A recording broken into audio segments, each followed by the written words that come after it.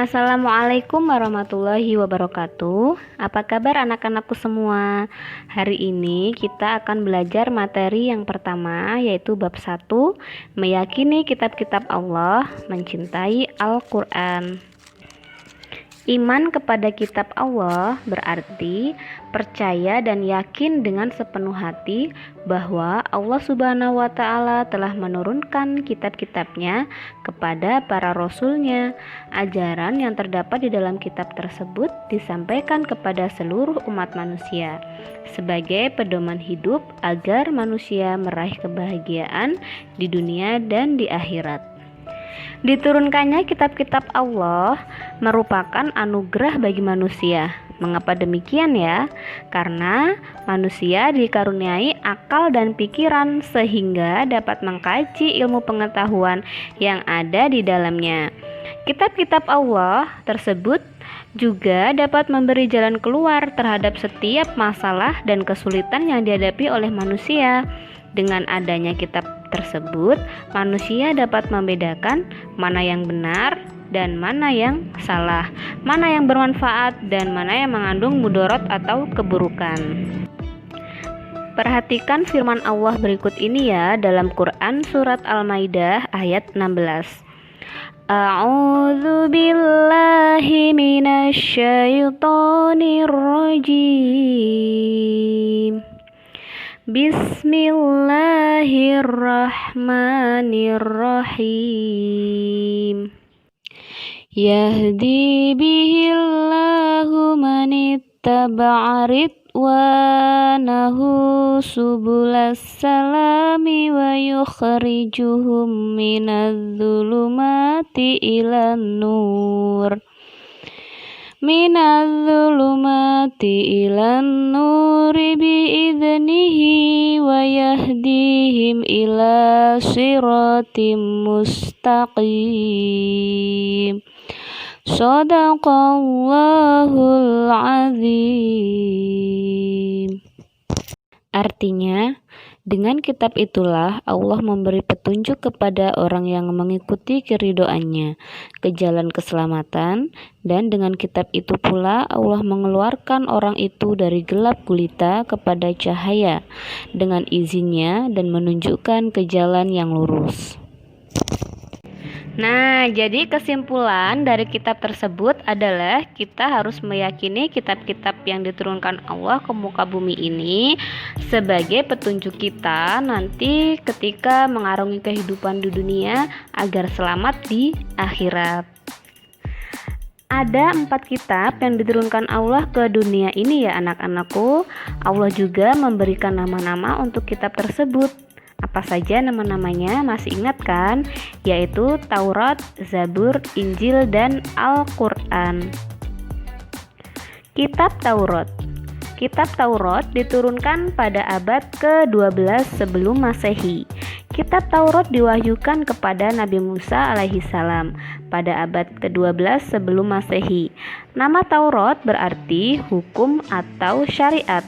Pada saat itu Nabi Musa diutus oleh Allah Subhanahu wa Ta'ala untuk berdakwah kepada bangsa Bani Israel. Oleh karena itu tepat sekali kalau kita meyakini bahwa kitab Taurat diperuntukkan sebagai pedoman dan petunjuk hidup bagi kaum Bani Israel. Adapun bahasa yang digunakan dalam kitab Taurat adalah bahasa Ibrani. Sebagai muslim, kita harus meyakini keberadaan kitab Taurat ini.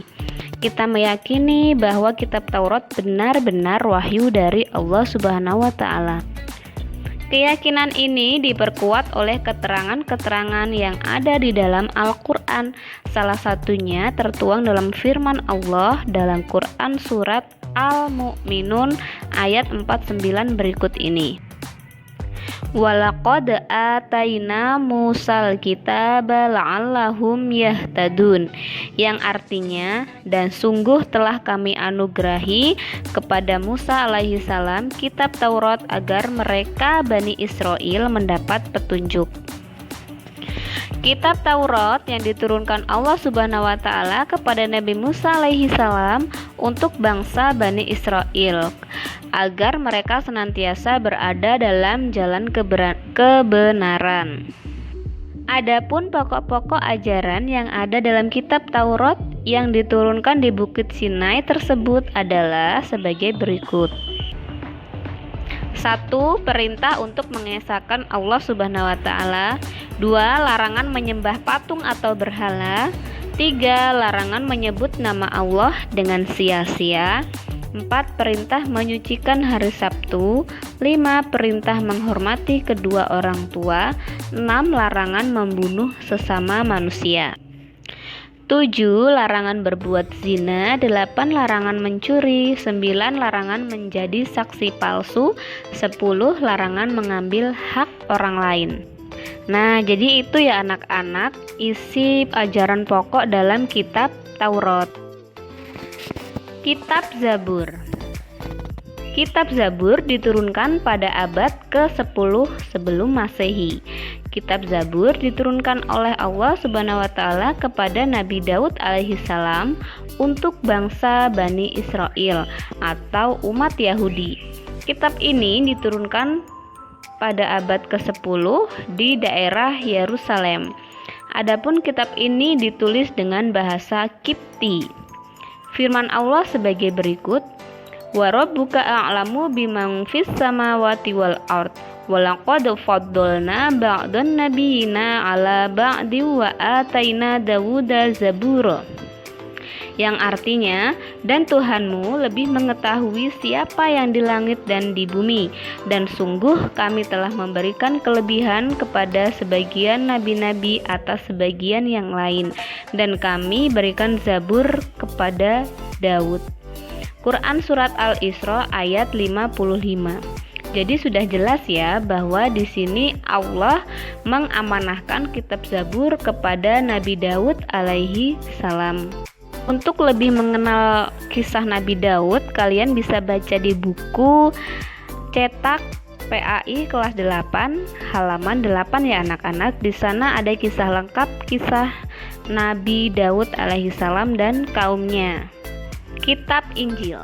Kitab Injil diturunkan kepada Nabi Isa alaihi salam pada permulaan abad 1 Masehi. Kitab Injil diwahyukan di daerah Yerusalem. Kitab ini ditulis pada awalnya dengan menggunakan bahasa Suryani. Kitab ini menjadi pedoman bagi kaum Nabi Isa alaihi salam, yakni kaum Nasrani. Firman Allah dalam Quran Surat Maryam ayat 30 yang berbunyi, Qala inni abdullah ataniyal kitaba wa ja'alani nabiyya, yang artinya dia dalam kurung Isa berkata, sesungguhnya aku hamba Allah, dia memberiku kitab Injil dan dia menjadikan aku seorang nabi. Nah, kitab Injil berisi ajaran pokok yang sama dengan kitab-kitab sebelumnya ya anak-anakku. Namun ada yang menghapus sebagian ajaran kitab Taurat yang sudah tidak sesuai dengan zaman itu. Secara umum, kitab Injil berisi tentang 1. Perintah untuk kembali mengesahkan Allah atau ketauhidan. 2. Membenarkan keberadaan kitab Taurat. 3. Menghapus beberapa hukum dalam kitab Taurat yang tidak lagi sesuai dengan perkembangan zaman. 4. Menjelaskan bahwa kelak akan datang kembali Rasul setelah Nabi Isa alaihi salam, yaitu Nabi Muhammad Shallallahu alaihi wasallam. Di samping ada di kitab Injil, penjelasan ini juga terdapat dalam kitab Taurat. Nah, kitab Injil menjadi pedoman bagi para pengikut agama Nasrani agar melaksanakan hukum-hukum Allah Subhanahu wa taala yang dibawa oleh Nabi Isa alaihi salam. Nabi Isa alaihi salam mengajarkan kaumnya taat kepada hukum-hukum Allah dan tidak terlena dengan gemerlap harta dan dunia. Kitab Al-Quran. Kitab Al-Quran diturunkan pada abad ke-7 Masehi. Kurun waktu tahun 611 sampai 632 Masehi. Kitab Al-Quran merupakan kitab diturunkan Allah kepada Nabi dan Rasul yang terakhir, yaitu Nabi kita tercinta Nabi Muhammad SAW. Kitab suci Al-Quran diturunkan Allah sebagai penyempurna dan membenarkan kitab-kitab sebelumnya ya. Allah berfirman dalam Quran surat Al-Imran ayat 3, Nazzala 'alaikal kitaba bil haqqi musaddiqal lima baina yadayhi wa anzalat taurata wal injil, yang artinya Dia menurunkan kitab Al-Quran kepadamu Muhammad yang mengandung kebenaran, membenarkan kitab-kitab sebelumnya dan menurunkan Taurat dan Injil. Ayat yang pertama kali turun yakni surat Al-Alaq ayat 1-5, turunnya adalah di Gua Hira. Secara umum pokok-pokok ajaran Al-Quran yaitu ada akidah, akhlak, ibadah, muamalah, dan tarikh. Sedangkan masih banyak yang lainnya. Untuk Al-Quran sendiri sama Allah dijamin loh keasliannya, tidak ada yang bisa mengubah bahasa Al-Quran, karena bahasa Al-Quran adalah bahasa yang terjaga keasliannya hingga akhir zaman nanti. Dalam sejarah tercatat bahwa Al-Quran tidak diturunkan secara sekaligus, tetapi diturunkan secara berangsur-angsur ya anak-anakku, yakni 22 tahun, 2 bulan, 22 hari, atau kurang lebih 23 tahun. Umat Islam yang menjadikan Al-Quran sebagai pedoman dalam kehidupannya sehari-hari sudah tentu akan menjadikan hidupnya terarah dan selamat sampai akhirat. Tujuan hidup yang sebenarnya yakni kan kita bahagia di akhirat. Maka dari itu kita harus berjalan sesuai dengan arahan yang terkandung dalam Al-Quran ya anak-anakku. Perbedaan kitab dengan suhuf. Wahyu-wahyu Allah Subhanahu wa Ta'ala yang diterima oleh para rasul dalam perkembangannya, ada yang dibukukan berbentuk kitab dan ada yang tidak dibukukan atau berbentuk suhuf, yaitu lembaran-lembaran terpisah. Namun keduanya sama-sama berisi firman Allah Subhanahu wa Ta'ala yang diberikan kepada para nabi dan rasul. Keterangan yang menyatakan bahwa suhuf itu benar adanya adalah dalam firman Allah berikut ini. Quran surat Al-A'la ayat 18-19. Inna hadza lafis suhufil ula, suhufi Ibrahim wa Musa. Sesungguhnya ini terdapat dalam kitab-kitab yang dahulu, yaitu kitab-kitab Ibrahim dan Musa. Nah, kitab Nabi Ibrahim dan Nabi Musa ini menerima suhuf. Nabi Ibrahim menerima 10 suhuf dan Nabi Musa menerima 10 suhuf. Adapun perbedaan antara kitab dan suhuf yaitu yang pertama, isi kitab lebih lengkap dibandingkan suhuf.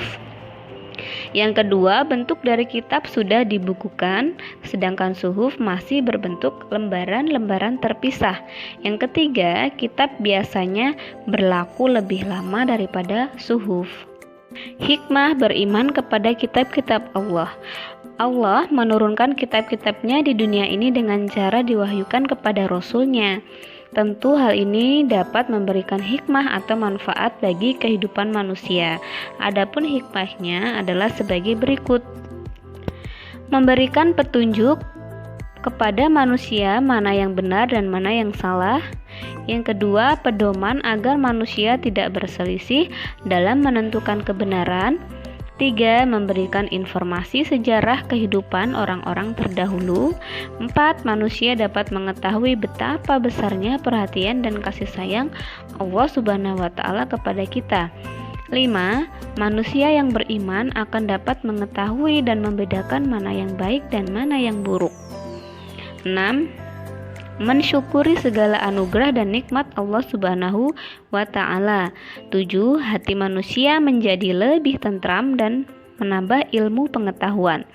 8. Memiliki sikap toleransi yang tinggi karena kitab-kitab Allah memberikan penjelasan tentang penanaman sikap toleransi, saling menghormati dan menghargai orang lain bahkan pemeluk agama lain.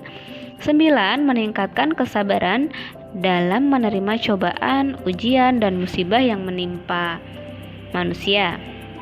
Nah, sekarang kalian tentunya menjadi semakin tahu bukan bahwa Allah menurunkan wahyu dan kitab-kitab itu dengan maksud agar hamba-hambanya menjadi terarah. Allah Subhanahu wa Ta'ala menghendaki agar manusia dapat hidup dalam kedamaian serta kebahagiaan di dunia dan di akhirat. Sungguh indah jika pemahaman dan keyakinan ini dapat tertanam dalam hati kita dan mempengaruhi cara hidup kita. Mudah-mudahan kita di sini semua menjadi orang-orang yang mencintai kitab-kitab Allah termasuk Al-Qur'an dan juga menerapkannya dalam kehidupan sehari-hari sehingga nantinya kita menjadi orang yang selamat di dunia dan di akhirat. Amin. Wallahu a'lam bishawab.